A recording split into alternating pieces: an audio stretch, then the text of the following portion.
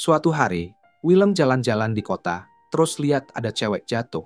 Jadi dia buru-buru ngejar dan nangkep cewek itu sebelum dia jatuh ke tanah. Orang-orang kumpul buat lihat keributan yang terjadi. Tapi bukannya bantuin, mereka malah ngeliatin cewek itu dengan rasa jijik karena dia nggak punya ciri khas hewan. Katoli minta maaf sama Willem karena semua masalah yang dia timbulkan. Tapi Willem bilang itu bukan masalah besar dan nanya ke Katoli apakah dia baru di sini. Katoli ngaku kalau ini pertama kalinya dia di kota ini. Jadi Willem kasih tudungnya buat nutupin dan ngajak dia pergi dari kerumunan yang diskriminatif itu ke gang belakang. Dia bawa Katoli ke toko dan beliin topi biar wajahnya yang nggak berbulu bisa ditutup. Tapi sebelum Katoli sempat terima kasih, Willem motong dan bilang kalau kota ini payah. Makanannya lebih jelek dari Inggris, tingkat kejahatannya lebih tinggi dari Gotham.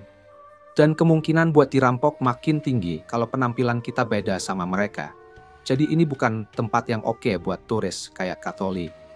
Willem menawarkan untuk nganterin Katoli ke pelabuhan biar dia bisa keluar dari kota ini. Katoli senang Willem peduli sama dia, tapi dia bilang masih ada satu tempat yang pengen dia kunjungi sebelum pergi. Dia nanya apakah Willem bersedia menunjukkan jalannya. Akhirnya Willem setuju jadi pemandunya karena emang nggak ada kerjaan lain. Tapi sebenarnya mereka berdua nggak tahu mau kemana. Jadi akhirnya mereka malah sampai di pelabuhan. Mereka kemudian nyasar. Tapi sisi baiknya, Katoli jadi bisa lihat banyak sisi kota yang lebih keren dan seru juga. Beberapa jam kemudian, mereka akhirnya sampai di tempat tertinggi di kota. Dan alasannya datang ke sini karena dia selalu pengen lihat pemandangan kayak gini. Dia berterima kasih ke Willem karena bikin hari ini jadi spesial banget buatnya. Akhirnya dia bisa pergi tanpa penyesalan. Tepat saat itu, Willem lihat ada 3 orang bersenjata di belakang mereka. Dan kayaknya mereka datang buat Katoli. Katoli melihat matahari terbenam untuk terakhir kalinya sebelum berbalik ke Willem untuk berterima kasih atas hari yang gak terlupakan ini. Lalu dia pergi ke para pria yang datang mencarinya. Jelas banget Willem ngerasa situasinya aneh, tapi dia lebih memilih buat urus-urusannya sendiri daripada ikut campur dalam drama orang lain. Malamnya, Willem pergi ke pub buat ketemu salah satu temannya, Crick, dan nanya gimana kabar temannya yang lain, Inara. Tapi sayangnya, Crick kasih tahu kalau Inara pagi ini kena masalah dan malah dimakan di permukaan. Willem bener-bener nggak tahu mau ngomong apa. Jadi dia minta maaf karena nyebut-nyebut itu. Tapi Crick bilang, nggak perlu minta maaf, karena mereka kan para penyelamat, dan semua penyelamat harus siap menerima kematian saat pergi nyari harta karun. Willem masih kelihatan sedih, jadi Crick coba menghibur dia dengan bilang ada kabar baik buat dibagi. Dia bilang ada kerjaan baru buat Willem, dan awalnya Willem penasaran, tapi pas Crick bilang itu kerjaan untuk militer, semangatnya langsung hilang. Crick bilang ini kesempatan bagus buat dapetin banyak uang. Tapi Willem langsung menolak dan bilang dia appreciate Crick, peduli sama dia. Tapi dia nggak mau ambil kerjaan lagi. Dia tahu Willem masih berjuang dengan rasa bersalah dari masa lalu dan belum bisa berpikir untuk bahagia. Tapi dia juga harus belajar untuk move on dalam hidupnya. Karena Crick terus mendesak, Willem akhirnya setuju untuk melanjutin dan minta detail tentang kerjaannya. Crick excited banget dan bilang kalau ini kerjaan yang gampang. Soalnya tugas Willem cuma jadi penjaga untuk beberapa senjata khusus di gudang militer. Kedengarannya agak mencurigakan, tapi Willem udah mutusin buat nerusin. Jadi malam itu dia datang ke pulau tempat dia bakal ngelakuin tugasnya. Tapi pas dia jalan ke arah gudang, tiba-tiba dia diserang sama cewek kecil yang bawa tongkat. Padahal dia bisa aja menghindar. Tapi pas cewek itu kehilangan keseimbangan, dia milih untuk ngebantu dia. Akhirnya, Willem malah jatuh ke genangan air kotor. Pas itu, cewek yang ditemui Willem siang tadi datang lari dan kaget ngeliat dia di sini.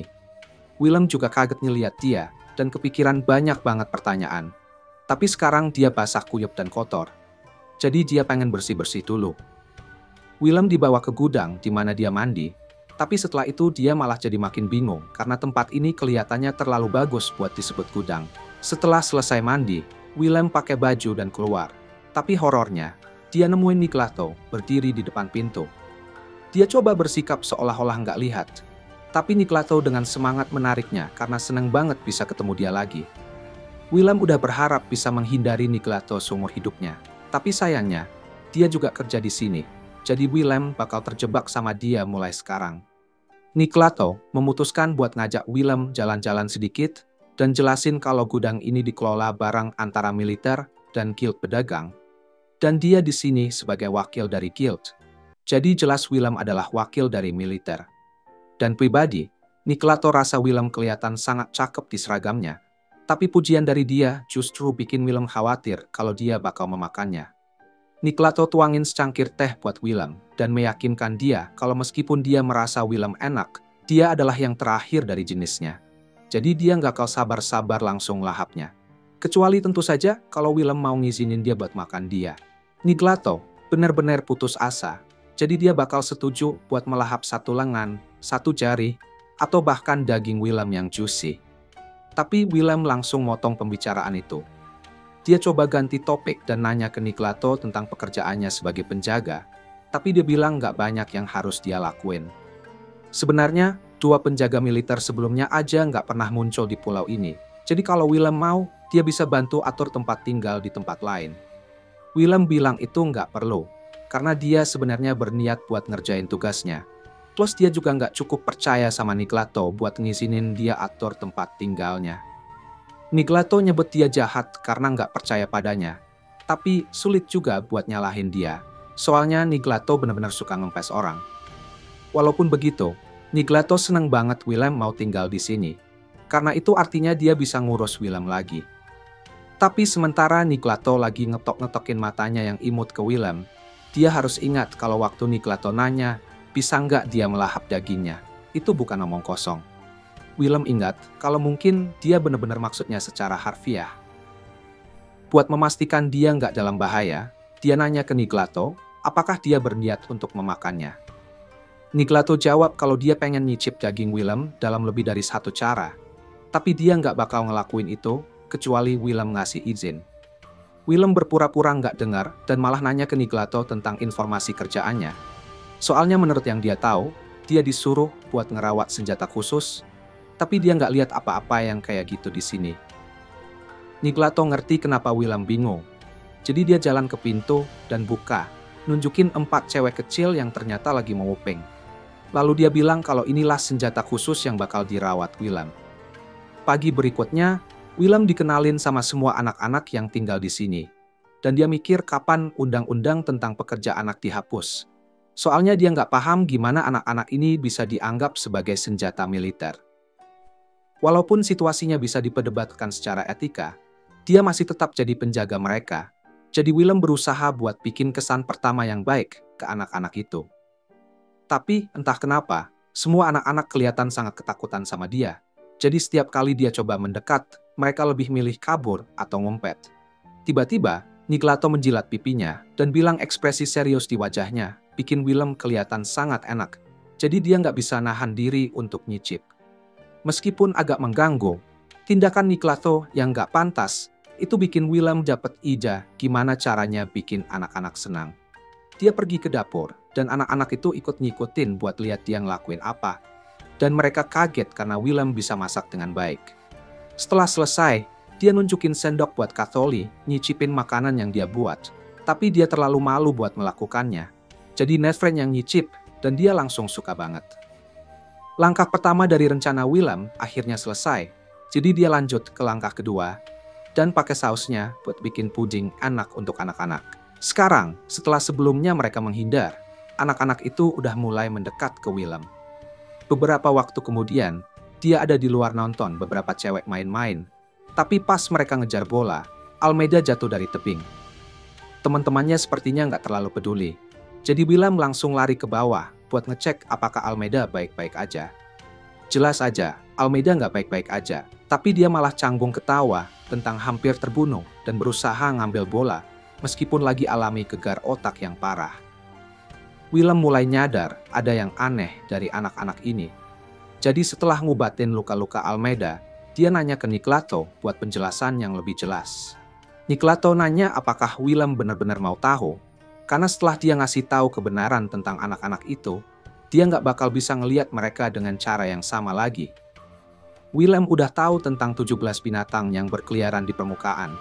Jadi Niklato ngajak Willem turun ke basement, di mana senjata yang dipakai buat ngelawan makhluk itu disimpan. Willem kaget banget ngeliat ini. Soalnya semua ini adalah senjata yang dipakai para pahlawan manusia ratusan tahun yang lalu. Dan satu-satunya orang yang bisa pakai senjata-senjata ini ya manusia. Tapi binatang-binatang itu udah membasmi hampir semua kehidupan di permukaan, termasuk manusia. Jadi semua spesies yang selamat terpaksa hidup di pulau-pulau mengapung. Biasanya sih, nggak ada yang tersisa untuk pakai senjata itu. Nah, saat itu Michelotto ngasih tahu Willem kalau anak-anak cewek ini adalah spesies khusus dari Perry yang disebut leopard. Dan mereka udah meniru manusia selama bertahun-tahun sampai hampir sama kayak manusia. Dan karena itu, mereka bisa pakai senjata-senjata ini. Buat bikin mereka jadi senjata yang efektif, anak-anak ini dibesarkan tanpa menghiraukan hidup mereka sendiri. Jadi mereka akan dengan senang hati maju, meski tahu itu bisa bikin mereka mati kapan aja. Sebenarnya, Willem juga dikasih tahu kalau Catholi sama Ithea lagi dalam misi sekarang. Jadi, dia pergi ke pelabuhan buat nungguin mereka pulang karena dia khawatir sama mereka. Syukurlah, mereka berdua kembali dalam keadaan utuh. Tapi sementara Ithea kelihatan baik-baik aja, Catholi pingsan. Willem bawa Catholi pulang, dan pas dia bangun, dia kaget ngelihat Willem duduk di samping ranjangnya. Dia nanya kenapa Willem ada di sini, dan Willem bilang kalau dia adalah penjaga di sini, jadi wajar aja dia ngerawat dia. Catholi masih bersikeras kalau dia nggak mau merepotkan Willem buat ngurusin dia, apalagi dia merasa waktu yang dia punya tinggal sedikit. Willem nanya apa maksudnya dengan itu, dan Catholi jelasin kalau 5 hari lagi, Pulau Mimblas bakal diserang sama seekor binatang. Normalnya, binatang-binatang nggak bisa nyampe ke Pulau Langit, tapi binatang yang satu ini bisa ngelepasin sebagian dari tubuhnya buat nyerang pulau-pulau di langit. Willem nanya, dari mana dia bisa yakin kalau binatang itu bakal menyerang dalam 5 hari? Tapi setelah berabad-abad berjuang melawan binatang, orang-orang di era ini udah punya cara buat memprediksi serangan mereka. Dan dengan menggunakan senjatanya di output maksimum, Catholi bisa menghasilkan cukup energi buat meledakkan dirinya sendiri dan ngebawa binatang itu bareng dia. Dia memang gak senang dengan itu. Tapi dia merasa itu perlu supaya gak ada lagi yang harus mati. Jadi dia nanya ke Willem, apakah dia mau ngabulin permintaan terakhirnya sebelum dia mati. Dia belak-belakan bilang kalau dia mau ciuman. Tapi pas dia sadar udah ngomong ini keras-keras, dia langsung ngerosot karena malu. Dia bilang dia udah nggak mau ngomong lagi, tapi Willem malah membolak-balikan dia. Dan sesuai yang dia mau, Willem ngasih dia ciuman. Ciuman di jidat, tapi tetap aja ciuman. Catholi kaget banget sampai dia hampir nggak ngerasa ciuman itu. Jadi dia mau nanya Willem buat ngasih dia ciuman lagi, tapi Willem udah membolak-balikan dia ke belakang dan mulai ngelucuti bajunya. Dia jelasin kalau alasan Catholi ngerasa lemah setelah kembali adalah karena dia kebanyakan pakai venenom yang bikin ototnya sakit.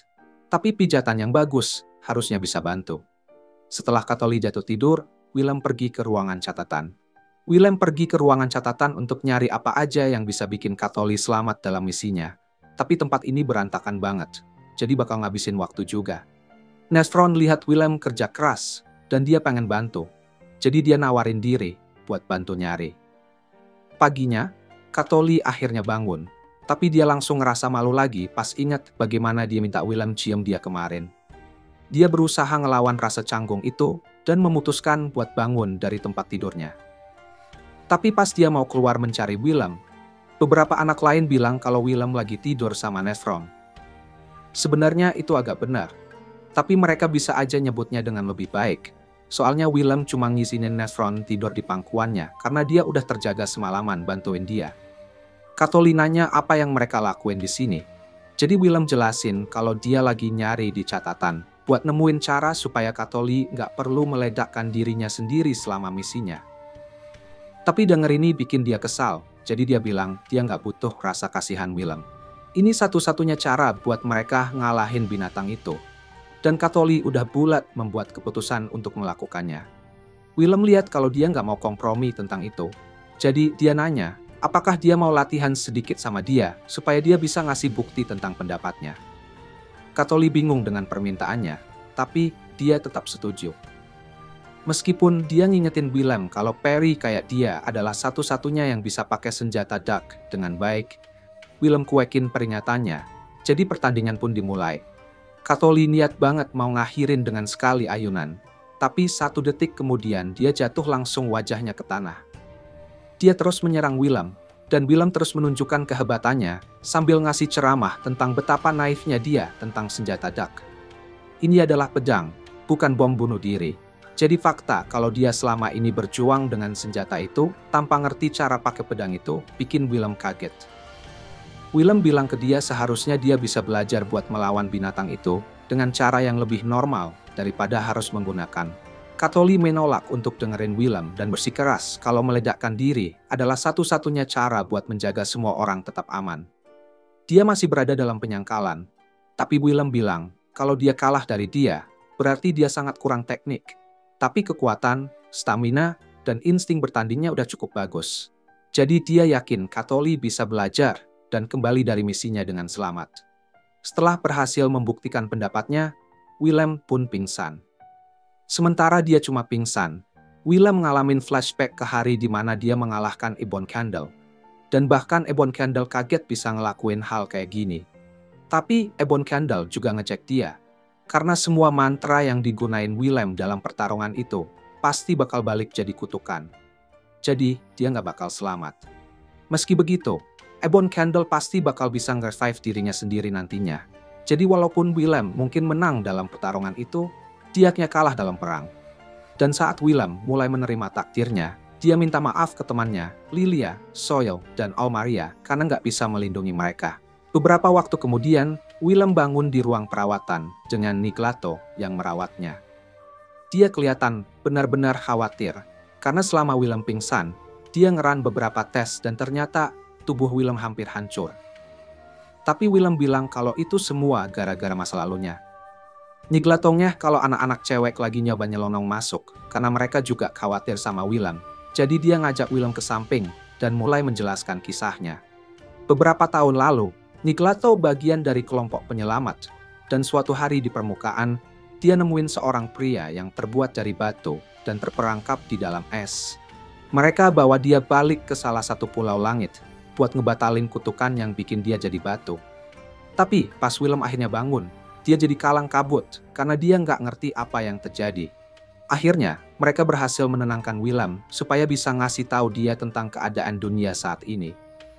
Manusia udah bikin semua ras lain melawan mereka, tapi mereka terus berjuang. Akhirnya, mereka semua hancur total, meninggalkan Willem sebagai manusia terakhir yang masih hidup. Migelada khawatir kalau anak-anak mungkin akan berpaling melawan Willem, karena kebanyakan orang benci sama manusia. Tapi mereka sebenarnya sangat tertarik untuk dengar tentang masa lalu Willem. Sementara yang lain ngobrol, Katholi terbang pergi karena dia butuh banyak waktu buat mikir. Malamnya, Willem keluar ke lapangan buat ngerawat senjata Duck Katholi demi menenangkan dirinya. Tiba-tiba Katholi balik lagi. Dia nanya apa yang Willem lakuin sama senjatanya. Jadi Willem mutusin buat ngasih pertunjukan kecil buat dia. Dia membongkar pedang Duck itu buat tuning dan jelasin kalau semua potongan kecil itu adalah talisman yang disatukan untuk membentuk sebuah bilah. Meskipun sebagian besar talisman itu hampir nggak berguna, mereka bisa melakukan hal-hal kayak ngasih petunjuk arah ke utara, mencegah mimpi buruk, atau ngelindungin kita dari terbakar. Tapi kekuatan sejatinya berasal dari pemiliknya yang menggabungkan talisman-talisman itu untuk menciptakan efek baru yang sepenuhnya berbeda. Katholi bilang ke Willem bahwa dia siap untuk belajar cara bertarungnya. Willem senang dengar itu, jadi dia nawarin buat bikin kesepakatan dengan Katholi. Kalau dia lebih kuat dan berhasil balik hidup-hidup, dia akan melakukan apapun yang Katholi mau.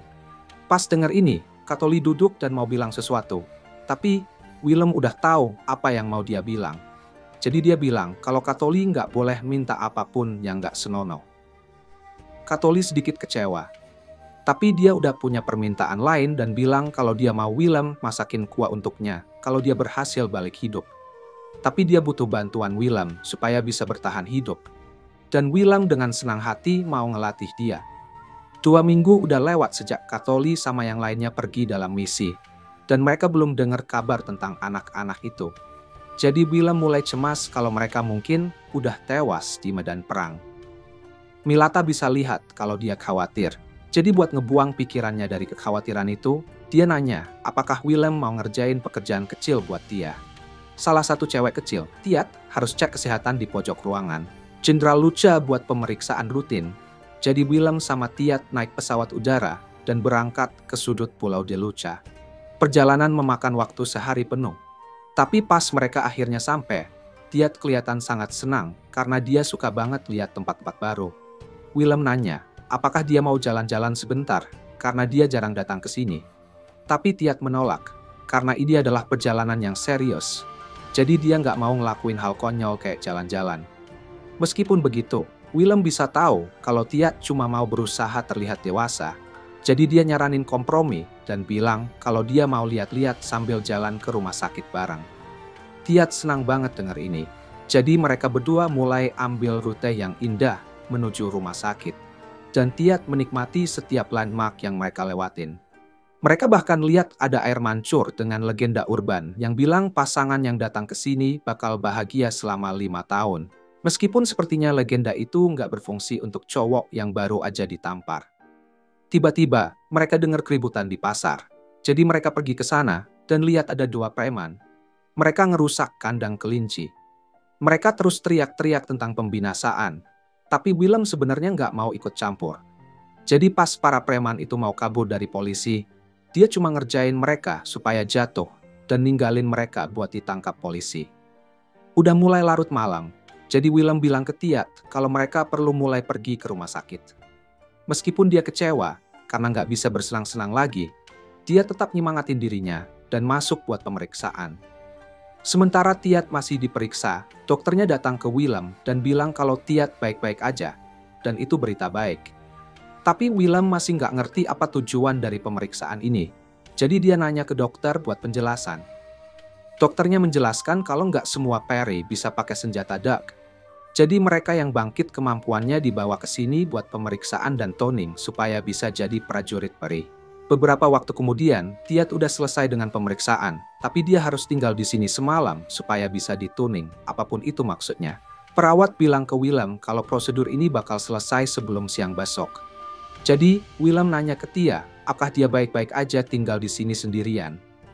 Tia bilang, dia nggak perlu khawatir tentang dirinya, tapi dia penasaran di mana Willem bakal tidur, soalnya dia nggak bisa tinggal di sini. Willem bilang, kalau ada rumah istirahat khusus yang disiapkan buat perwira kayak dia. Dan ternyata, jadi penjaga mereka bikin dia punya posisi tinggi di peringkat militer. Dia dikategorikan sebagai perwira teknis, dan dengan peringkat itu, dia dapat fasilitas kamar yang luar biasa di pangkalan militer lokal. Jadi Willem nginep di sini, dan keesokan harinya, dia siap-siap buat ngambil Tia. Tapi pas dia mau keluar dari pangkalan, dia nggak sengaja nabrak wanita berbulu anjing. Ini jelas-jelas kecelakaan, jadi dia coba lanjut dan melanjutkan rencananya. Tapi wanita itu nahan dia, karena dia mau minta bantuan. Dia mau tahu apakah Willem bisa bantuin dia buat menghubungi Line Skin, karena ada sesuatu yang perlu dia diskusikan sama dia. Tapi Willem bilang kalau Line Skin lagi bersama Katoli, dan yang lainnya berjuang melawan binatang, dan ada penghalang sihir yang dipasang di sekitar area itu, jadi komunikasi bakal impossible. Pas itu, tiba-tiba ada beberapa tentara yang panik, karena baru dapat kabar tentang misi yang diemban Katoli, dan dengan horor, mereka bilang kalau misinya gagal. Willem langsung jatuh berlutut dengan air mata mengalir karena sadar kalau Katoli dan yang lain kemungkinan besar udah tewas di medan perang. Tapi, meskipun misi itu gagal, ternyata Katoli dan yang lainnya masih hidup.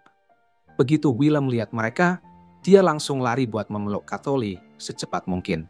Selama pertarungan itu, semua latihan yang Willem kasih ke Katoli ternyata banyak manfaatnya. Soalnya dia benar-benar mendominasi medan perang sendirian.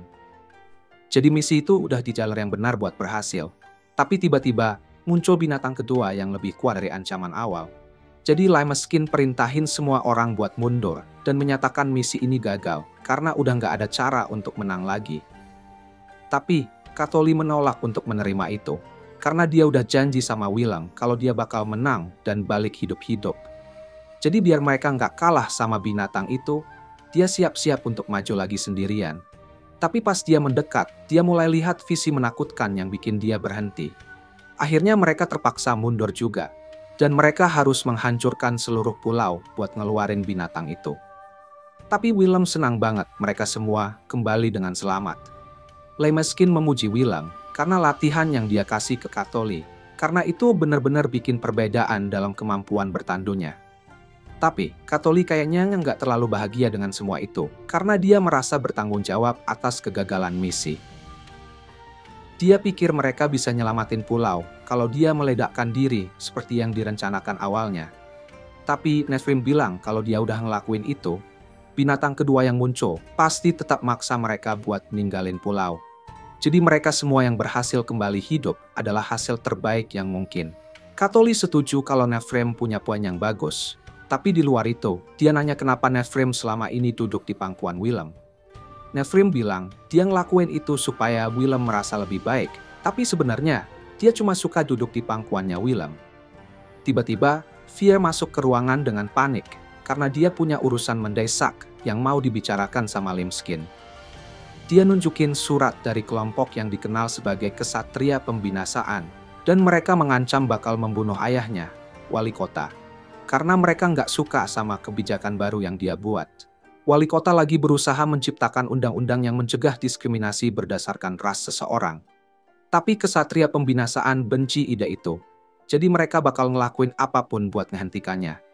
Dia mau Limskin bantu dia buat menghentikan Kesatria Pembinasaan.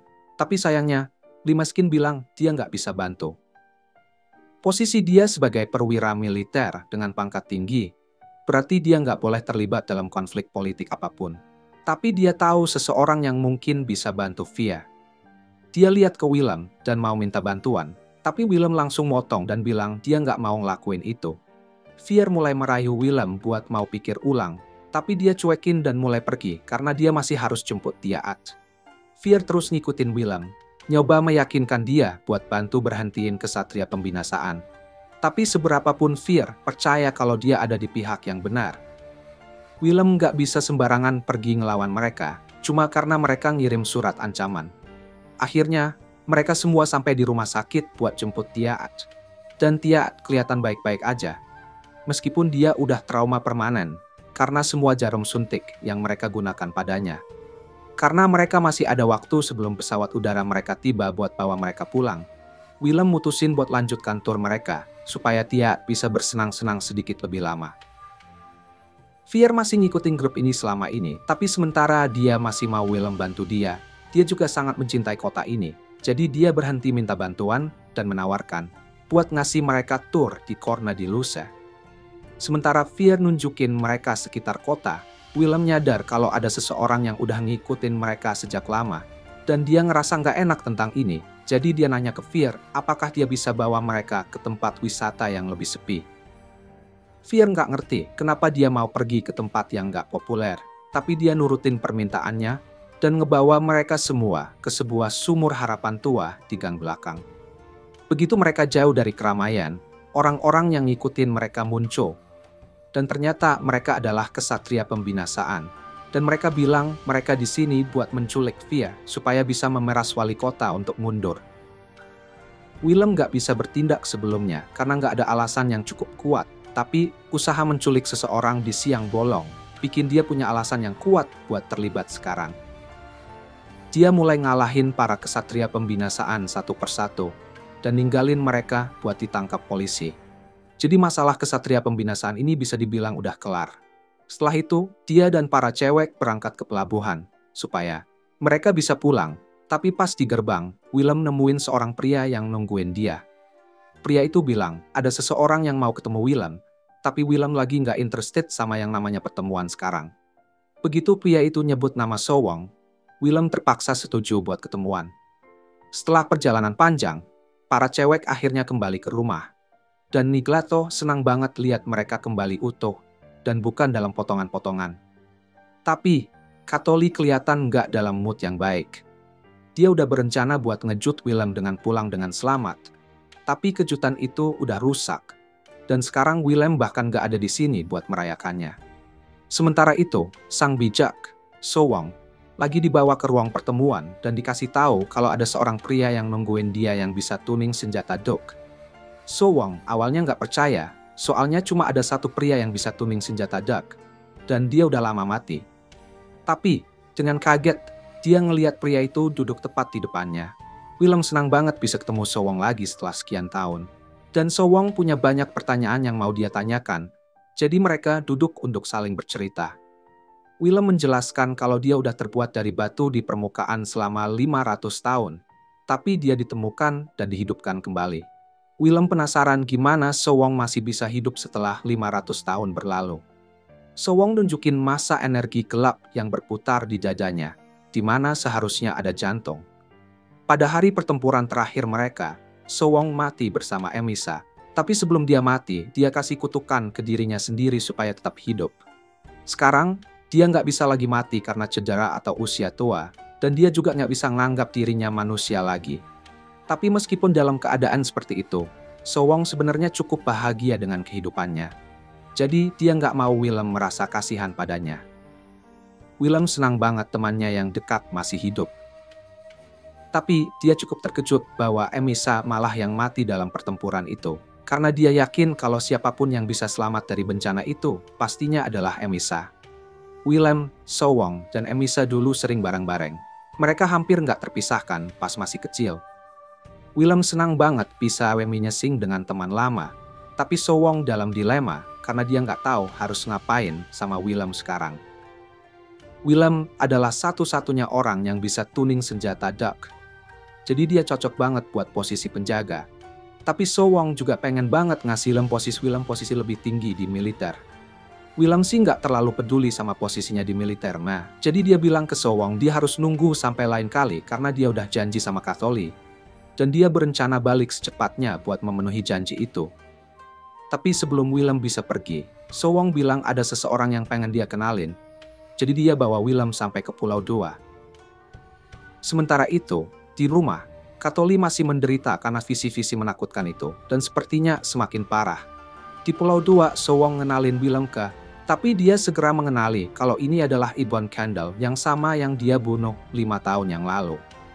Ibon Candle mulai monolog jahat yang panjang setelah dia mengenali Willem. Tapi Willem udah nggak dengerin semua itu, jadi dia bilang ke Ibon Candle buat langsung aja skip dialognya. Yang dia really mau tahu adalah kenapa Ibon Candle muncul kembali sebagai tengkorak. Ibon Candle menjelaskan kalau dia memiliki kemampuan untuk menghidupkan dirinya sendiri. Tapi saat Willem mengalahkannya, seluruh tubuhnya terbakar jadi abu, meninggalkannya sebagai tengkorak saja. Sejak dia dihidupkan kembali, Ibon Candle terus menggunakan kekuatannya tanpa henti untuk membantu menjaga pulau-pulau tetap mengapung. Jadi dia belum sempat mulai meregenerasi tubuhnya.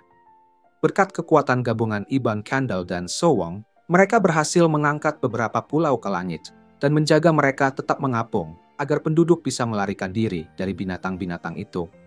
Secara kebetulan, pulau-pulau itu berhasil tetap mengapung selama 500 tahun terakhir. Tapi sekarang, begitu Willem kembali, mereka nggak perlu lari lagi. Kalau dia bisa tuning semua senjata Duck, maka mereka bisa bertarung dengan kekuatan penuh untuk ngalah-ngalahin binatang-binatang itu dan merebut kembali permukaan. Nggak peduli berapa banyak prajurit peri yang harus mereka gunakan. Pernyataan terakhir itu bikin Willem ngerasa aneh. Jadi dia pegang Sowong di leher dan nanya apakah dia yang nyuruh para cewek peri meledakkan diri buat bertarung.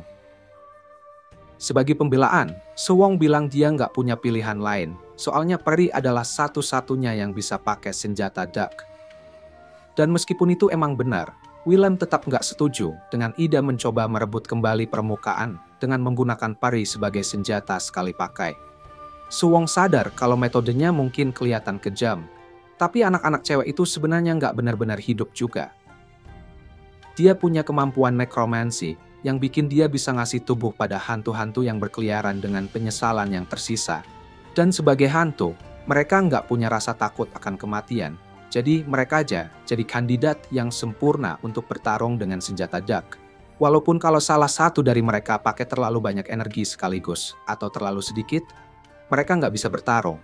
Ada kemungkinan kenangan mereka tentang masa lalu yang tragis bisa kembali dan bikin pikiran mereka hancur. Dan kebetulan, laporan masuk pada saat itu yang ngasih tahu mereka kalau kenangan masa lalu Katholi udah kembali. Dan itu bikin dia jadi gegar otak. Willem langsung pergi buat cek kondisi Katholi. Dan pas dia kembali, dia nemuin kalau Katholi benar-benar jadi sayur sekarang. Dia nyalahin dirinya sendiri karena dia nggak pernah berhasil menepati janjinya ke Kathleen. Sementara itu, di dalam pikiran Kathleen yang hancur, dia bertemu dengan versi dirinya yang dulu, yang dia sebut sebagai Elk. Di titik ini, dia udah kehilangan semua rasa siapa dirinya atau kenapa dia mau lanjut hidup. Jadi dia biasanya bakal terjebak melayang-layang di Wilm ini selamanya. Tapi dia ingat janji yang dua buat ke Wilm kalau dia nggak akan biarin dirinya mati. Jadi dia mendapatkan kesadaran diri lagi dan kembali ke tubuhnya. Pada saat yang sama, Wilm udah duduk di samping tempat tidur Kathleen bareng Niklato semalaman, dan dia masih nyalahin dirinya sendiri atas apa yang terjadi pada Kathleen. Dia udah ngalamin cukup banyak tragedi untuk tahu kalau nggak semua bisa diperbaiki. Tapi meskipun begitu, dia tetap pengen bikin Kathleen bahagia. Sayangnya, dia jelas gagal dalam hal itu. Jadi dia penasaran kenapa Kathleen suka sama dia di awal. Tiba-tiba, dia dengar suara Kathleen yang bilang kalau dia punya banyak alasan buat suka sama Wilm. Dia adalah orang pertama yang ngebantu dia waktu mereka pertama kali ketemu. Dia adalah yang pertama nunjukin cara bertarung yang gak melibatkan pengorbanan hidupnya. Dan dia adalah orang pertama yang pernah Kathleen jatuh cinta. Wilm kebingungan dan gak bisa ngomong apa-apa. Tapi dia senang banget kalau Kathleen baik-baik aja. Jadi dia langsung peluk dia. Kathleen pun langsung meledak menangis. Keesokan harinya, Wilm mulai ngelatih beberapa cewek lain di halaman depan. Dan Kathleen kelihatan sedikit lebih baik. Tapi entah kenapa, rambutnya mulai berubah warna.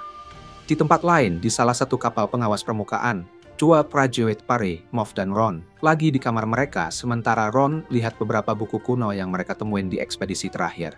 Buku itu bilang kalau manusia sebenarnya nggak ditakdirkan untuk ada di dunia ini, tapi mereka dibawa ke sini oleh para dewa.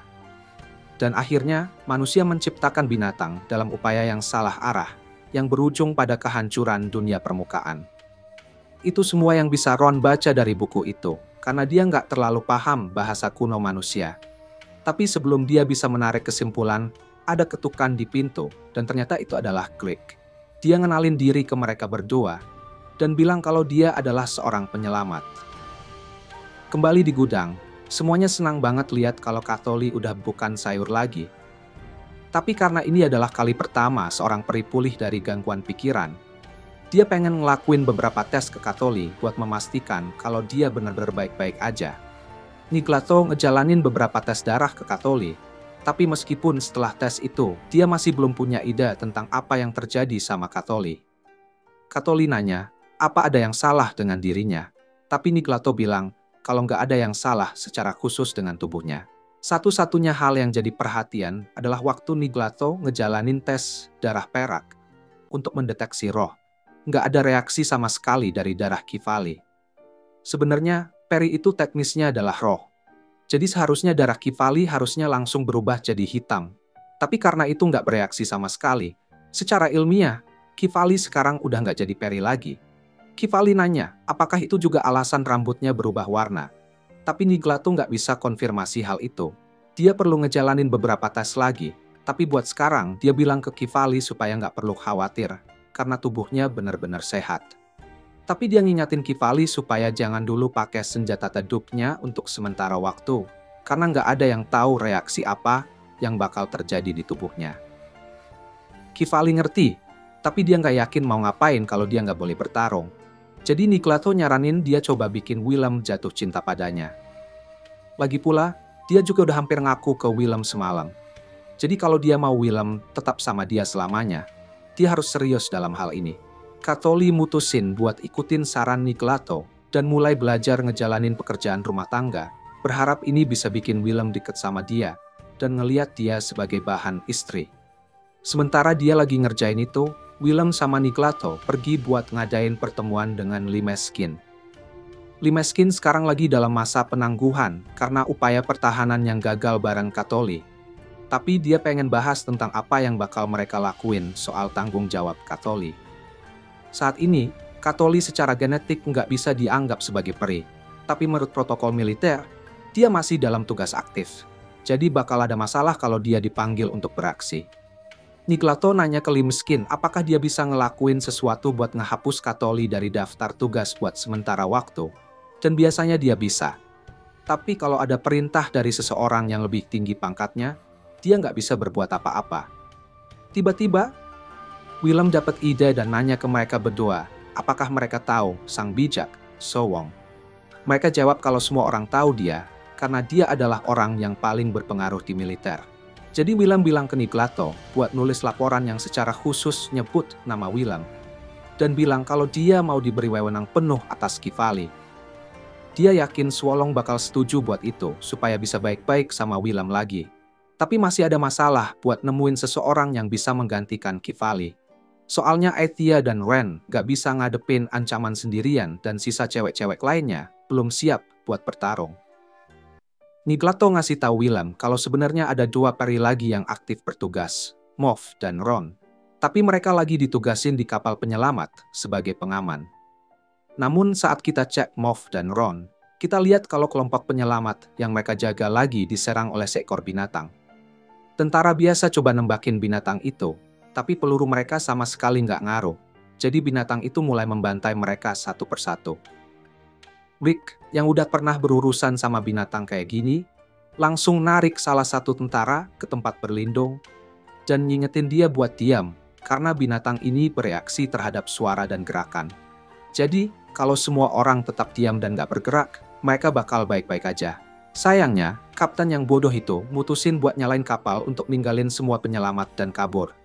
Tapi, ternyata, nyalain kapal itu bikin banyak suara dan gerakan, jadi perhatian binatang itu tertarik. Dan gila, binatang itu sampai tumbuh tangan cuma buat boxing kapal. Tapi untungnya, Moff berhasil nyusul dan makai senjata duknya buat nyerang binatang itu sampai hancur. Sebagian besar kru berhasil selamat, tapi dengan kapal mereka hancur, mereka hampir terjebak di permukaan sampai bantuan tiba. Di sisi baiknya, Creed bilang ke para cewek kalau mereka nggak perlu khawatir lagi soal melawan binatang lain untuk sementara waktu. Soalnya, binatang itu termasuk dari jenis keempat, dan jenis binatang kayak gitu biasanya nggak hidup berdekatan, jadi seharusnya nggak ada yang lain di daerah itu. Kembali di langit, Willem diperintahkan untuk pergi ke Pulau 45 buat mendapatkan penjelasan tentang situasi yang terjadi. Dia dikasih tahu kalau misi penyelamatan udah disetujui untuk ngambil kembali kru penyelamat yang jatuh. Salah satu prajurit peri untuk membantu. Tapi kapal transportasi yang biasanya mereka gunakan lagi direnovasi, jadi baru bisa siap dalam 15 hari. Willem nanya kenapa mereka nggak sekalian pakai kapal yang lebih kecil buat penyelamatan kru secepatnya. Tapi atasannya ngejelasin kalau kru itu adalah kru penyelamat, dan mereka bawa banyak barang berharga dan artefak dari reruntuhan manusia. Jadi mereka butuh kapal besar buat bawa semuanya kembali. Willem tahu dia nggak bakal bisa meyakinkan atasannya buat ngubah pendapat tentang ini. Tapi dia ngingetin kalau mereka nunggu 15 hari, kemungkinan kru itu diserang oleh binatang jauh lebih tinggi. Namun atasan itu bilang ada 2 prajurit peri di kru itu. Jadi seharusnya mereka bisa melindungi semuanya. Bahkan kalau berarti mengorbankan diri mereka dalam prosesnya. Willem marah dengar atasan ngomong tentang para peri, seolah-olah hidup mereka nggak ada harganya. Tapi dia tetap tenang dan bilang kalau dia punya permintaan. Setelah itu, Willem pergi keluar untuk ketemu Katoli yang udah nungguin dia. Dia bilang ke Katoli kalau dia bakal ngirim Nefron buat misi penyelamatan. Tapi dia sendiri juga mau ikut kali ini, karena dia udah sakit hati terus-terusan ngirim cewek-cewek ke situasi berbahaya tanpa dia. Ada alasan lain dia pengen pergi, soalnya tim penyelamat nemuin senjata Duk yang punya kemampuan untuk menjaga pikiran pengguna dalam kondisi sempurna. Dia tahu kalau Katoli nggak mau ngakuinya, tapi dia bisa ngerasain kalau disintegrasi itu punya efek yang berkepanjangan pada dirinya, dan nggak ada yang bisa bilang kapan itu bisa jadi lebih parah. Jadi dia pengen pakai pedang itu buat bantu dia. Katoli senang banget Willem khawatir sama dia, tapi dia juga nggak mau biarin Willem ambil risiko sendirian. Jadi dia bilang dia bakal ikut. Willem dengan tegas menolak ide itu, karena Katoli secara genetik udah nggak jadi peri lagi, jadi dia nggak bisa bertarung. Lagi pula, nggak mungkin atasan Willem mau ngizinin dia buat pergi di misi itu bareng Willem. Namun, beberapa jam kemudian, Katoli berhasil dapat otorisasi buat mendampingi Willem dalam misi itu, dan dia sangat senang. Tapi Willem ngingetin kalau satu-satunya alasan dia diizinin adalah karena atasan Willem mengira ngira kalau Katoli adalah kekasihnya. Waktu Willem ngenalin dia, atasan Willem itu malah mengira Willem mau bawa Katoli untuk bersenang-senang yang nakal. Dia nggak suka banget fakta kalau dia disalahpahami seperti ini. Tapi Katoli bilang kalau dia nggak masalah dengan salah paham itu, dan dia akan dengan senang hati ngelakuin hal-hal itu buat Willem kalau dia minta. Tapi Willem langsung ngeram dia. Keesokan paginya, Katoli ada di dapur bikin sarapan, sementara Willem tidur di perpustakaan lagi. Jadi Aithia datang buat nyadarin dia. Dia ngingetin kalau dia bakal telat sarapan kalau nggak bangun segera. Willem pun bangun, tapi dia nggak sengaja bikin Nefron jatuh ke lantai karena dia tidur di atas tubuh Willem. Ketika Katoli tahu kalau Willem tidur bareng Nefron lagi, dia langsung marah. Tapi Willem membelah diri dan bilang kalau Nefron tiba-tiba nyelonong ke atas tubuhnya saat dia tidur, jadi dia nggak tahu dia ada di sana. Namun, Katoli tahu itu omong kosong, karena Willem bisa merasakan ancaman yang mendekat meskipun dia sedang tidur. Jadi itu berarti Willem dengan suka hati membiarkan Nefron dekat-dekat sama dia. Willem masih nggak ngerti apa masalahnya, soalnya Nefron itu nggak berbahaya sama sekali. Jadi Katoli nanya, apakah dia bakal ngizinin Niglato deket-deket kayak gitu. Willem bilang kalau Niglato itu beda, soalnya ada ancamannya nyata dia bisa memakannya. Tapi kalau gitu, Katoli nanya, apa yang bakal dia lakuin kalau dia berusaha naik ke atas tubuhnya? Willem nggak mau bohong. Jadi dia bilang kalau dia lihat Katoli sebagai cewek, dia bakal malu dan langsung usir dia dari kamar. Tapi entah kenapa, jawaban ini justru bikin Katoli senang. Willem jadi pusing banget. Jadi dia pergi nanya Niglato buat minta saran. Niglato bilang kalau Katoli bahagia karena dia nganggap dia sebagai seorang wanita. Dan itu berarti dia punya kesempatan yang bagus buat jadi saingan Niglato dalam cinta. Willem bingung lagi karena dia ngeliat tuh nggak ada yang terjadi antara dia dan Niglato. Tapi Niglato bilang kalau dia suka sama Willem cukup banyak. Dan karena dia seorang troll, spesies mereka itu cocok dengan Willem. Jadi mereka mungkin bisa mulai keluarga bareng. Dan jujur, nggak ada yang bisa bikin Niglato lebih bahagia daripada bersama Willem. Tapi Niglato mutusin buat nggak mengejar Willem demi Katoli. Willem terkejut dan nggak tahu harus jawab apa dengan pengakuan Niglato. Tapi Niglato juga nggak ngarep jawaban. Jadi dia bilang, mereka bisa pura-pura kayak nggak pernah punya percakapan ini. Setelah itu, Willem keluar dan ngeliat semua cewek-cewek lagi nengok ke langit. Katoli ngejelasin kalau lagi ada hujan meteor. Jadi mereka semua excited banget buat nonton. Sementara Willem juga lagi nonton hujan meteor. Katoli akhirnya mutusin buat gerak dan nervously coba pegang tangan Willem. Tapi yang bikin dia kaget, Willem udah lebih dulu pegang tangannya. Ada kemungkinan dia benar-benar bisa dapat ending bahagia sini. Meskipun tingkat kegagalan romans rambut biru itu tinggi. Tapi momen itu langsung berantakan pas salah satu cewek jatuh dari tepi balkon. Willem berlari buat nyelamatin Almeida. Tapi dia terlalu lambat. Jadi Katoli pakai sayapnya buat terbang maju dan menangkap Almeida. Berkat itu, Almeida baik-baik aja. Tapi Willem benar-benar kesal karena Katoli menggunakan kekuatannya dalam kondisi dia yang sekarang. Dia ngingetin kalau menghasilkan racun kayak gitu bisa bikin disintegrasi mentalnya jadi lebih parah. Dan dia nggak mau kehilangan dia. Katoli meyakinkan Willem kalau dia baik-baik aja. Tapi malamnya, pas dia lagi mandi, dia mulai ngalamin visi lebih banyak tentang kehidupan masa lalunya, yang bikin rambutnya jadi semakin merah. Katoli keluar buat coba menenangkan pikirannya, tapi dia masih ngalami visi aneh itu. Dan sekarang visi-visionya jadi jauh lebih jelas daripada sebelumnya. Tiba-tiba dia dengar ada yang mendekat, jadi dia belok dan lihat Aithia berdiri di sana. Tapi tiba-tiba, Aithia nanya ke Katoli siapa dia. Katoli mikir itu pertanyaan yang aneh. Soalnya dia dan Aithia udah saling kenal seumur hidup. Tapi dia pikir Aithia cuma iseng. Jadi dia ikutan bermain dan bilang ke Aithia kalau namanya Katoli. Aithia senang banget lihat kalau Katoli masih ingat siapa dirinya. Jadi dia turun dan bilang ke Katoli supaya dia mengabaikan semua visi tentang kehidupan masa lalunya. Karena semakin dia fokus sama itu, semakin parah disintegrasi mentalnya. Sampai akhirnya dia lupa siapa dirinya sama sekali. Dan dia tahu ini dari pengalaman pribadi, karena dia bukan Aithia yang sebenarnya. Aithia yang sebenarnya menderita disintegrasi mental setelah kenangan dari kehidupan masa lalunya muncul kembali, yang bikin kesadarannya hancur. Sampai akhirnya yang tersisa cuma kenangan dari kehidupan lamanya. Saat itulah Aithia yang sekarang terbangun. Dan bagi dia terasa seperti dia baru aja bangun di tubuh orang lain. Dia sangat bingung, jadi dia mulai mencari di sekitar ruangan buat ngertiin apa yang terjadi. Dan saat itu, dia nemuin diari Aithia yang asli. Aithia yang asli udah nulis diari tentang setiap hari dalam hidupnya, sampai tik di mana disintegrasi itu terjadi. Jadi Aithia yang sekarang menyadari kalau Aithia yang asli udah hilang, dan dia yang menggantikan. Dia merasa sangat bersalah karena menyebabkan kematian Aithia yang asli. Untuk berusaha sebaik mungkin jadi orang yang sama dan menjalani hidup dengan cara yang sama seperti Aithia yang asli. Dan hingga hari ini, gak ada yang pernah nyadar kalau Aithia yang sekarang bukan yang asli. Disintegrasi Catholi mungkin lambat, tapi ada kemungkinan tinggi itu bakal terus jadi lebih parah, sampai suatu hari dia nggak lagi jadi dirinya sendiri. Jadi, Catholi mutusin buat menikmati semua waktu yang dia punya bersama Willem selama bisa. Dia dan Aithia lalu mulai berjalan pulang bersama.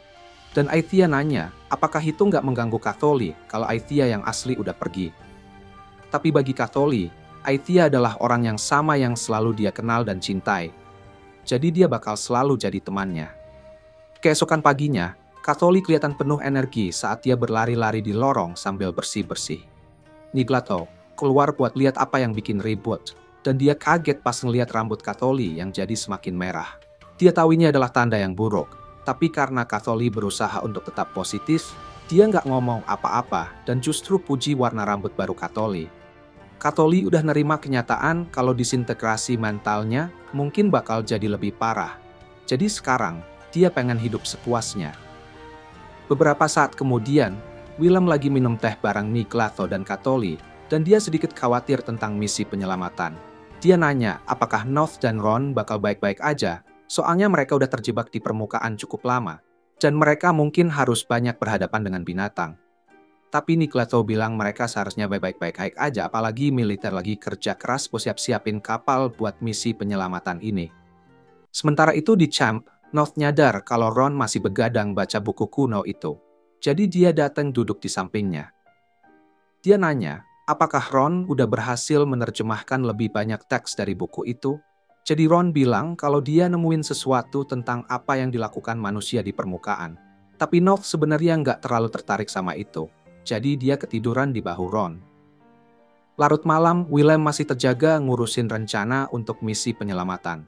Catholi masuk ke kamarnya Willem buat bawa teh. Pas dia di sana, dia nanya ke Willem, apakah dia mau ngajarin beberapa hal yang dia bisa, kayak cara tuning senjata Duke, atau cara melakukan pijatan buat keracunan Venom. Willem sih nggak keberatan, tapi dia ngingetin kalau keterampilan itu butuh banyak waktu dan usaha untuk dipelajari. Dan dia nggak mau Catholi memaksakan diri terlalu banyak. Dia selama ini berusaha buat ngumpetinnya, tapi Willem nyadar kalau dia udah kehilangan beberapa ingatannya belakangan ini. Dia udah mulai lupa hal-hal kecil seperti nama-nama atau percakapan sebelumnya.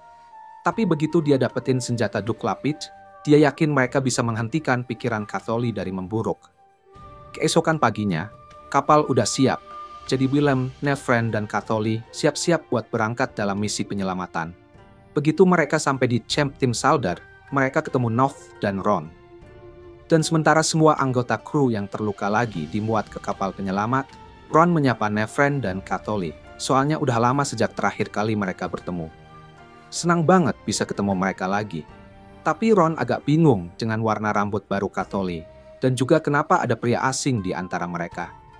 Ini adalah pertama kalinya mereka bertemu. Jadi Willem ngenalin diri ke Ron dan bilang kalau dia adalah penjaga gudang Perry yang baru. Karena Willem gak punya ciri khas hewan, Ron berpikir mungkin dia adalah troll kayak Niglato, bahkan mungkin sewongginya. Tapi Willem langsung membetulkan dan bilang kalau dia cuma manusia. Baik Ron maupun North gak percaya kalau Willem beneran manusia. Dan Willem juga gak mau buang waktu buat ngebuktiin itu ke mereka. Jadi dia ganti topik dan bilang kalau ada sesuatu yang pengen dia lakuin buat mereka. Beberapa menit kemudian, North lagi berbaring di meja, sementara Willem ngasih dia pijatan buat mengatasi keracunan Venom dari semua pertarungan yang dia lakukan. Dan North sama sekali senang banget dengan pijatan itu. Tapi Ron menolak untuk cuma duduk dan nonton temannya disentuh. Namun, beberapa saat kemudian, Willem malah mulai memijat Ron, dan sebanyak apapun dia pengen menghentikannya, dia benar-benar menikmati pijatan itu. Sampai-sampai dia mengeluarkan suara yang kurang pantas, dan Willem mulai merasa sedikit nggak nyaman karena itu. Setelah Willem selesai, North ngucapin terima kasih ke Willem karena pijatannya bikin dia merasa jauh lebih baik sekarang. Ron dengan berat hati ngaku kalau teknik Willem memang efektif, tapi dia bilang dia nggak bakal mau dia ngelakuin itu lagi. Willem bisa ngerasain kalau Ron kesulitan buat percaya sama dia, dan dia bilang itu karena Willem adalah manusia, spesies yang mengeluarkan 17 binatang ke dunia ini. Jadi wajar kalau dia nggak suka sama dia. Setelah kemunculan binatang itu, pemandangan dunia ini hancur total hanya dalam beberapa minggu. Tapi sampai hari ini, gak ada yang tahu gimana binatang-binatang itu bisa bereproduksi dengan cepat, atau bagaimana mereka bisa ada di tempat pertama. Ada kemungkinan kalau mereka adalah semacam senjata biologi yang gagal dibuat oleh manusia. Tapi kalau itu benar, pasti ada sesuatu yang digunakan sebagai inang untuk tumbuh dan membentuk mereka. Katoli mikir ironik kalau binatang-binatang itu adalah senjata biologi yang dibuat untuk tujuan bertarung. Dan itu juga alasan kenapa Perry dibuat. Dengan satu-satunya perbedaan adalah mereka melawan binatang. Sampai Ron tahu kebenaran sepenuhnya tentang binatang dan peran manusia dalam penciptaannya, dia nggak bisa percaya sama Willem. Jadi dia pergi. Sementara itu, North, di sisi lain, agak suka sama Willem. Tapi karena Ron pergi sebagai temannya, dia ikutan pergi juga. Willem nggak mau berdiam diri seharian. Jadi dia bilang dia mau ke lokasi reruntuhan buat lihat apa yang terjadi di sana. Tapi dia melarang Katoli ikut karena dia nggak mau dia terlalu memaksakan diri. Katoli sih nggak senang dengan itu, tapi dia janji buat tetap di kapal karena Willem ngotot. Namun, sementara dia tunggu Willem, dia kebetulan ketemu beberapa tentara yang lagi main poker di salah satu ruangan. Para tentara itu ngenalin dia sebagai petugas sekretaris yang datang dengan Willem, dan di militer, itu cuma bisa berarti satu hal. Jadi mereka mulai bercanda tentang Katoli. Mungkin bakal bikin Willem dapat perlakuan yang spesial malam ini. Sementara itu, Willem tiba di camp dasar dan nemuin Greg lagi teriak ke atasannya, karena dia baru ngirim sekelompok orang besar buat ngambil barang-barang lebih banyak. Atasannya nggak ngerti kenapa Greg marah banget. Jadi Greg ngejelasin kalau setiap kali sekelompok lebih dari 7 orang pergi dalam ekspedisi solo, mereka nggak pernah kembali hidup. Atasannya masih belum yakin dan bilang sama Greg kalau barang-barang yang bisa mereka ambil jauh lebih penting daripada beberapa takhayul konyol. Willem udah tahu nggak ada cara mereka bisa narik kembali tim ekspedisi itu. Jadi dia bilang ke Greg untuk santai aja dan siap-siap kalau ada yang salah. Untuk sekarang, Willem pergi kembali ke kapal buat ngecek apakah senjata Duke yang dia cari disimpan di sana. Sesampainya di sana, dia nemuin kalau Katoli udah sibuk bersih-bersih dan para tentara mulai suka sama dia karena etos kerjanya. Dia kelihatan senang banget, jadi Willem mutusin buat ninggalin dia di sana dan pergi cari senjata Duke itu sendirian. Tiba-tiba, bumi bergetar hebat. Semua orang langsung siaga. Tapi Katoli terutama sangat terpengaruh karena gempa bumi itu memicu salah satu kenangan masa lalunya, dan dia melihat nama Lilia melintas di kepalanya. Katoli jadi flashback ke hidupnya sebagai elk di sebuah ruangan kosong. Dan entah kenapa sang pahlawan, Lilia, menerobos masuk ke ruangan itu. Elk bingung. Jadi dia nanya siapa Lilia dan apa yang dia lakukan di sana. Setiap kata yang keluar dari mulut elk sepertinya bikin Lilia semakin terluka. Tapi Lilia jawab kalau dia di sana buat membunuh elk dan dengan begitu menyelamatkan dunia. Katoli bangun beberapa saat setelahnya dan dia masih ingat siapa dirinya. Jadi dia berusaha bersikap biasa dan lanjut dengan rutinitasnya. Dia pergi bawa makan buat Willem karena dia udah nyari di ruang kargo seharian. Tapi pas dia sampai di sana, dia nemuin Willem lagi sibuk tuning senjata North. Begitu Willem lihat Katoli, dia bilang ke dia kalau dia berhasil nemuin senjata Duke Lipit. Meskipun dia masih perlu bikin beberapa perubahan sebelum itu aman dipakai oleh Katoli. Dengan ini, mereka nggak perlu khawatir tentang disintegrasi Katoli lagi. Tapi sekarang ada hal lain yang bikin Willem khawatir. Dia lagi berusaha untuk tuning pedang North, tapi sebenarnya nggak ada yang salah dengan pedang itu. Senjata Duck ini dikenal sebagai Kinslayer. Jadi senjata ini cuma bisa membunuh keturunan dari pembuatnya. Dalam kata lain, benda ini cuma bisa membunuh manusia. Tapi, Nod udah lama pakai Kinslayer untuk membunuh binatang, jadi ini bikin Willem bingung bagaimana dia bisa melakukannya. Tiba-tiba, Willem dihempas dengan sebuah kesadaran mengerikan. Kinslayer itu literally nggak bisa melukai apapun yang bukan manusia. Jadi kalau Nod bisa memotong binatang dengan pedang itu, berarti binatang itu sebenarnya adalah manusia. Pengetahuan bahwa jenisnya sendiri langsung bertanggung jawab atas semua penderitaan dan kekacauan yang terjadi di dunia ini, bikin Willem benar-benar hancur. Jadi dia jatuh berlutut dan memeluk Katholi erat-erat. Katholi merasa sangat malu, dan dia nggak ngerti kenapa Willem ngelakuin ini. Tapi dia bisa ngerasain kalau Willem butuh dukungan emosional, jadi dia biarkan aja dia melakukan itu. Dia membiarkan Willem memeluknya sedikit lebih lama. Momen ini bikin Willem sadar sesuatu. Sejak dia dihidupkan kembali dari keadaan terbuat dari batu, hidupnya benar-benar tanpa arah. Tapi Katholi memberinya rumah untuk kembali, seseorang yang harus dia lindungi, seseorang yang bikin dia ingin melihatnya bahagia. Dia bersumpah akan membuat Katholi bahagia apapun yang terjadi. Jadi dia menatap matanya dan nanya, apakah dia mau bersamanya selamanya. Keesokan paginya, Katholi bangun dan berusaha menjalani harinya seperti biasa. Tapi dia nggak bisa ngelupain proposal Willem dari kemarin, jadi dia masih merasa senang banget tentang itu.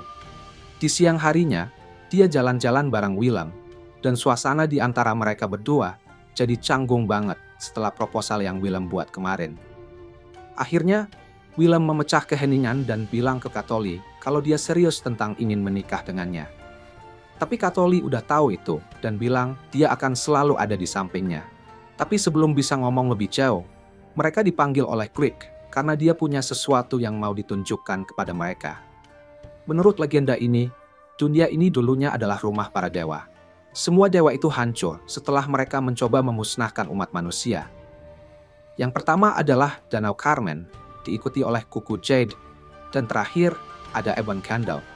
Jadi, Ebon Candle sebenarnya adalah salah satu dewa. Willem nyebut kalau dia adalah orang yang membunuh Ebon Candle. Tapi Grieg pikir dia cuma ngarang cerita, karena meskipun Willem kuat, nggak mungkin dia bisa jadi pembunuh dewa. Untuk sementara, Grieg lanjut dan bilang ke Willem, dia punya sesuatu lagi yang mau ditunjukin. Dia bawa Willem ke reruntuhan sebuah rumah. Dan dari apa yang Willem bilang, ini seharusnya rumah masa kecilnya.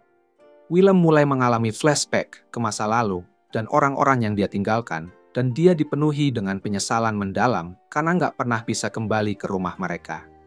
Tiba-tiba, Katholi mulai mendapatkan visi lagi, dan terasa seperti ada sesuatu yang memanggilnya. Tapi entah, apa itu berasal dari bawah tanah. Grieg dan Willem nyadar kalau ada yang nggak beres dengan Katholi. Jadi mereka nanya, apakah dia baik-baik saja. Tapi di detik berikutnya, tanah di bawah kaki mereka runtuh, dan mereka semua terjatuh ke wilayah yang tidak dikenal. Pada saat yang sama, binatang-binatang mulai muncul dari retakan dan celah di seluruh reruntuhan. Jadi Nefron harus terbang keluar dan menghadapi mereka untuk mencegah korban yang tidak perlu. Sementara itu, di dalam gua, semua orang kelihatannya baik-baik saja. Tapi Katholi masih melihat visi, jadi dia nggak sadar dengan batu besar yang hampir menghancurkannya. Willem langsung melompat dan mendorongnya keluar dari jalan sebelum dia terluka. Katholi akhirnya keluar dari kebingungannya dan khawatir dengan Willem karena dia kena batu. Tapi Willem bilang dia baik-baik saja. Yang lebih penting, tempat ini tampaknya mirip dengan gua tempat tim penyelamat dikirim. Dan semoga kalau mereka mengikuti obor yang ditinggalkan di dinding, itu bakal mengarah ke jalan keluar. Tapi, begitu mereka mengikuti obor itu, yang mereka temukan hanyalah sisa-sisa setengah busuk dari tim penyelamat. Sepertinya binatang yang bertanggung jawab atas ini, dan kalau binatang itu masih ada di gua ini, maka mereka mungkin punya masalah serius di tangan mereka. Melihat pemandangan darah itu memicu visi lain di kepala Katholi, tapi kali ini dia mendengar suara yang memanggilnya. Jadi, seolah-olah dia sedang terpesona, dia terbang lurus menuju suara itu, membuat Willem dan Grieg sangat bingung.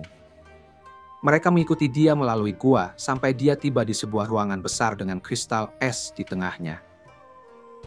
Grieg terkejut karena ada seseorang di dalam kristal, sama seperti Willem sebelumnya. Elk terjebak di dalam es, dan pas Katoli menyentuhnya, rambutnya hampir sepenuhnya berubah jadi merah. Tapi sebelum dia sepenuhnya kehilangan dirinya, Willem langsung menyadarkannya. Willem dan Krieg lihat ada gadis kecil di dalam es, dan Krieg nggak percaya dia nemuin orang di dalam es lagi. Tapi jelas nggak ada kesempatan dia masih hidup, karena ada lubang besar di dada gadis itu. Willem mengenali luka itu sebagai kutukan dari senjata Dark Senyoris. Tapi Krieg nggak paham kenapa itu begitu istimewa. Willem menjelaskan bahwa Senyoris memiliki kutukan khusus. Kutukan yang ditanamkan di sana, yang bisa mengubah siapapun, baik dewa atau manusia, menjadi mayat. Jadi, kalau kutukan itu digunakan pada gadis ini, Willem yakin dia nggak mungkin jadi manusia biasa. Masih banyak pertanyaan yang belum terjawab. Tapi sekarang, gua ini udah hampir runtuh. Jadi Krieg nunjuk ke arah keluar dan bilang, mereka harus cepat sebelum terjebak di sini. Mereka berhasil kembali ke kapal dengan selamat. Tapi serangan dari binatang-binatang itu bikin kapal itu parah banget kerusakannya. Jadi atasan Willem harus memperbaikinya sebelum mereka bisa pergi dari sini. Sementara itu, disintegrasi Katoli semakin parah.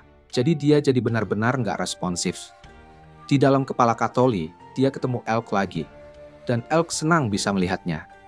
Ada cerita yang mau dia bahas. Jadi dia bilang ke Katoli kalau dulu banget, umat manusia mengancam untuk menghancurkan dunia.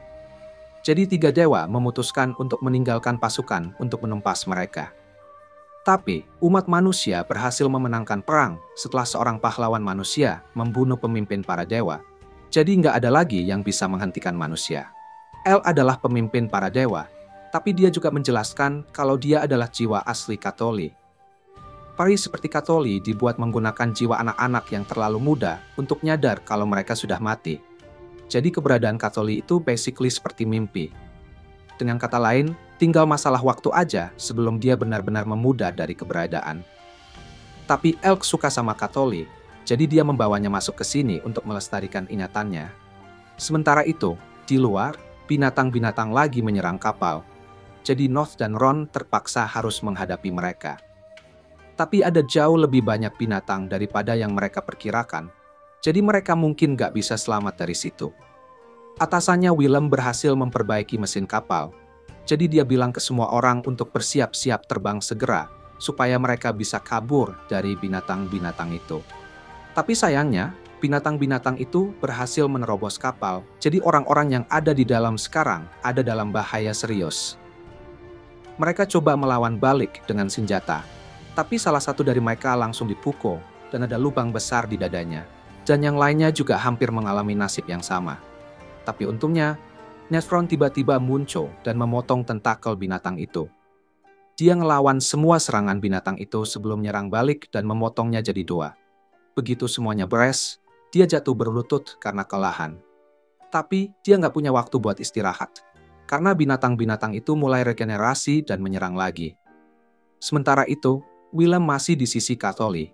Dan dia minta maaf karena nggak berhasil bikin dia bahagia seperti yang dia janjikan. Tiba-tiba, seekor binatang ngebanting lewat dinding. Jadi, Willem mutusin buat melampiaskan kemarahannya pada binatang itu. Di dalam kepala Katoli, Elk nanya apakah ingatan dan perasaannya masih utuh. Tapi Katoli hampir nggak ingat apapun tentang hidupnya. Namun, selama perasaannya tetap utuh, Elk bilang kalau Katoli akan terus ada. Jadi dia bisa di sini dan melihat dunia luar. Willem melanjutkan amukannya dengan penuh kemarahan di kapal, menghancurkan semua binatang di jalannya. Willem udah berjuang sepanjang hidupnya karena dia pengen melindungi orang-orang yang dekat dengannya. Tapi setiap kali dia berusaha membantu, dia selalu gagal menyelamatkan orang-orang yang paling dia sayangi. Satu-satunya hal yang dia bisa lakukan dengan baik adalah bertarung. Jadi itu yang bakal dia lakukan. Sementara itu, di bagian lain kapal, beberapa tentara lain lagi diserang oleh binatang. Tapi di detik terakhir, Nephron datang buat nyelamatin mereka. Tapi, dia udah bertarung melawan binatang-binatang ini tanpa henti selama beberapa waktu. Dan dia hampir pingsan karena luka-lukanya. Tapi dia tetap mau bertarung. Di luar, Ron lagi berusaha sekuat tenaga buat ngusir semua binatang yang ada di luar kapal.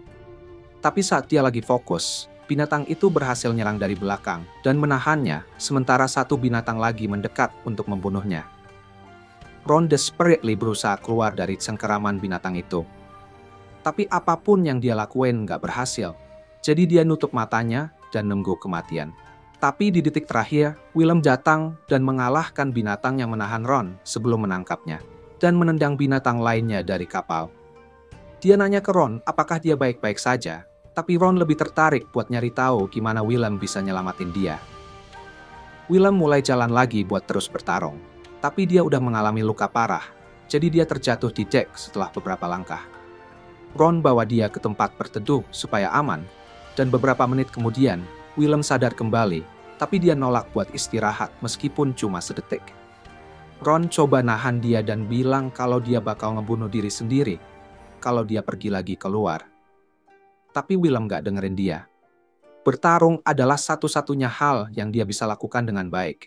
Jadi dia bakal berjuang sampai akhir, meskipun itu bisa membunuhnya.